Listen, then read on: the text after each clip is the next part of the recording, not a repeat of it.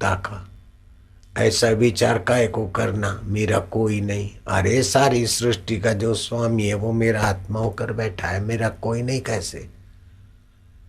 अंध सूरदास प्रीतम को भी गुरु मंत्र मिला तो संत प्रीतम दास हो गए, और 52 आश्रम है उनके अहमदाबाद और आनंद के बीच।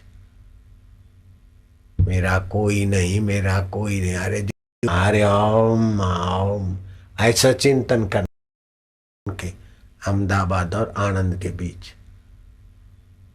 मेरा कोई नहीं, मेरा कोई नहीं। अरे जो जगत का स्वामी है वो मेरा आत्मा होकर बैठा है। शरीर मरने के बाद भी जो मेरा साथ नहीं छोड़ता वो भगवान मेरा है। हरे ओम हरे ओम ओम ऐसा चिंतन करना चाहिए। तो चिंतन करने से सत्य प्रकट हो जाता है, चिंतन करने से अच्छी दिशा मिल जाती है। चिंता और फरियाद करने से, वैर रखने से, अब वैर बांध देते गांठ नाल वाले से तो भी ठीक नहीं, उनसे किसी से वैर नहीं बांधना, एक बात है।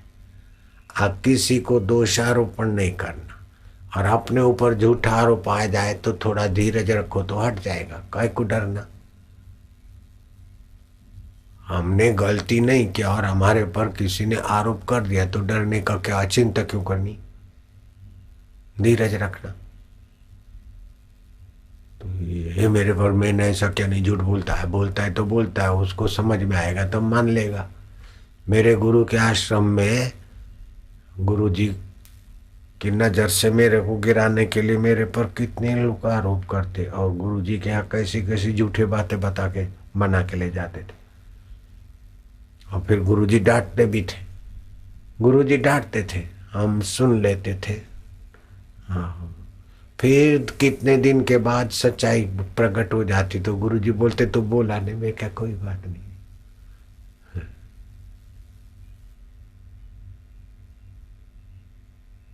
अपने गलत काम करना नहीं, और कोई अपने पर आरोप लगाता है तो डरने की, चिंता करने की, भागते कूटने की क्या जरूरत है।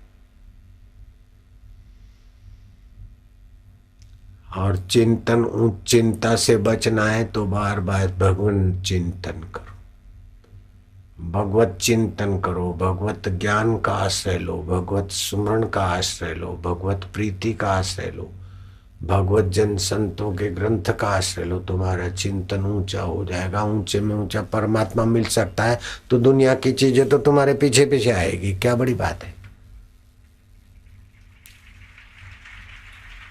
दो ही होता है, एक आदि भौतिक होता है, दूसरा आध्यात्मिक होता है।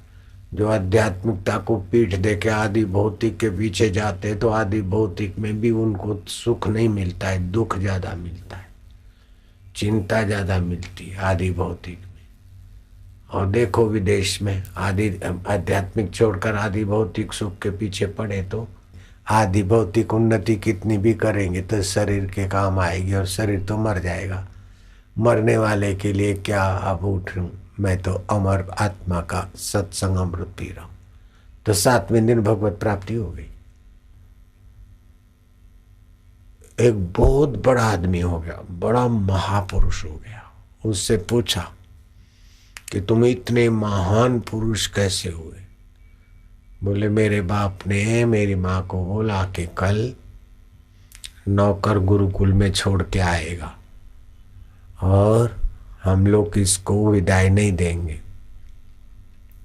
नाश्ता वेस्ता तो समय नहीं देते थे। अगर घर में ममता है, गुरुकुल में परीक्षा में पास नहीं हुआ तो ये दरवाजे घर के बंद हो जाएंगे। ऐसा मेरे को पिताजी ने बता दिया, 5 साल का मैं था। और मैं नहा धो के तैयार करके मेरे को नौकर ने घोड़े पे बिठाया, और जिस माँ की गोद में 5 साल तक रहा मैं, वो माँ और बाप कहीं छुप गए। दूर से हम देखते रहेंगे, अगर तू मुड़ मुड़ के देखा या रोया तो हमारे घर में नहीं रह सकता। ऐसा माँ बाप ने हमको समझा दिया। तो मैं गया, और फिर गुरुकुल में मेरे को गुरु ने कहा कि अच्छा बाहर बैठो, आंखें बंद करके बैठो, जब तक मैं नहीं बोलता तब तक आंख मत खोलना, तुम्हारे में थोड़ा मनोबल है कि नहीं देखना है, नहीं तो इस स्कूल में प्रवेश नहीं मिलता। और बाप ने बोला कि अगर स्कूल में प्रवेश नहीं मिला तो भी घर में नहीं आने देते, अगर पीछे मुड़ के घर की तरफ देखा तो भी घर में नहीं आने देंगे। कल्पना नहीं कर सकते 5 साल के बच्चे के मन को कितना सख्त बना रहे माँ बाप और गुरु। जब तक मैं नहीं आता तब तक यहाँ बैठे रहना, और मैं नहीं बोलूँ तब तक आंख नहीं खोलना। अगर आंख खोल दिया तो तू इस गुरुकुल में रहने के भर्ती होने के काबिल नहीं है। गुरुकुल की ये परीक्षा है, अगर तुम्हारे को मैं बुलाऊंगा तभी आंख खोलेगा, उसके पहले आंख खोला तो गुरुकुल में प्रवेश नहीं मिलेगा, घर में रहने को नहीं मिलेगा, ऐसा मेरे को बोला। तो मैं तो आंख बंद करके बोले भगवान के नाम का स्मरण करो और ललाट पर भगवान के नाम को, भगवान को देखो। तो मैं तो भगवान का नाम स्मरण करता रही। फिर क्या हुआ कि मेरी आंख तो नहीं खोलती, फिर परीक्षा हुआ, कुछ बच्चों को भेजा और वो हल्ला गुल्ला करने लगे ताकि मैं आंख खोलूं, लेकिन गुरु का वचन याद था कि आंख खोलेगा तो नपास माना जाएगा। फिर क्या हुआ, वो हल्ला गुल्ला करके बच्चे चले गए तो मैं तो आंख नहीं खोला। फिर क्या हुआ, ओ गुड़ और शक्कर की चाशनी मेरे घुटने पर, हाथों पर थोड़ी छिटक